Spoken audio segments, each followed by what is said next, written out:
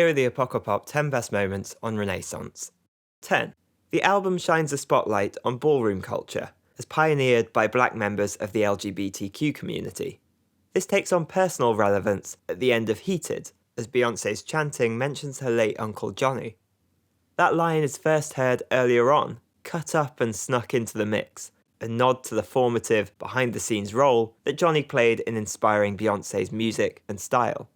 9. Given its hyperpop inclinations, All Up In Your Mind is the most forward-looking track on the LP. Over lyrics about being wild, a synthetic bass grinds and growls, caged but with glimpses of escape. Around 1:15, Beyoncé's voice snarls as a heavily processed drum fill clatters across the stereo field. 8. Plastic Off the Sofa stays closer to traditional R&B, with its languid timbres and sultry delivery. The chords used are suitably smooth, especially the lush chromatic medians in the smitten chorus.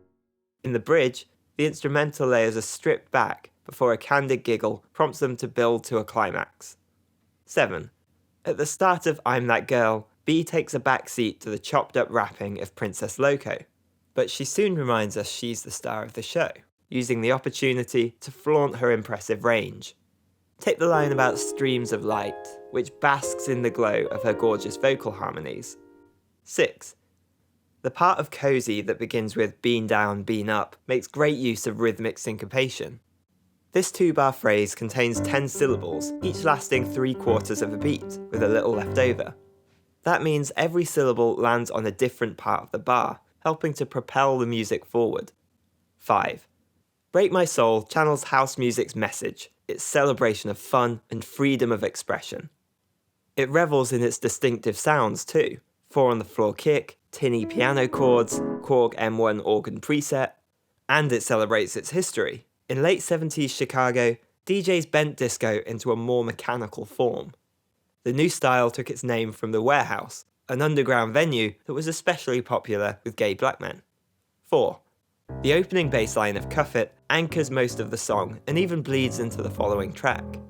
This is the album's best transition, and symbolises disco on the cusp of becoming more electronic. The string runs and guitar have stopped, and the brass have one last stab before also dropping out. 3. Summer Renaissance is unapologetic in its sampling of Donna Summer's disco classic I Feel Love. As well as that iconic bass line, we get Beyoncé's breathy rendition of the chorus in full diva mode. But the song has plenty of new tricks too, including a braggadocious outro that matches the opulence of the LP as a whole. 2. The centerpiece, Virgo's Groove, may flow effortlessly, but its structure is deceptively complex.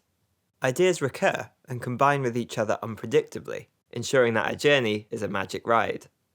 A highlight comes at 1:46, as filtering and panning resemble music muffled by the crowd of a busy nightclub. If you haven't already, remember to like and subscribe. Here's the final entry in our countdown. 1. Virgo's Groove may be the most ambitious track, but Alien Superstar is the most audacious, and its strongest lyrically. Take the line, stilettos kicking vintage crystal off the bar, with its vivid imagery and its slick assonance.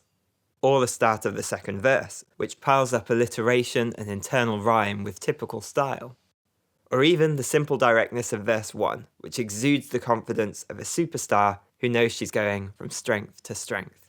Let us know your favourite moment on Renaissance. Take a look at the Apocopop 10 playlist for more albums, including Channel Orange by Frank Ocean, and consider supporting the channel on Patreon. See you next time.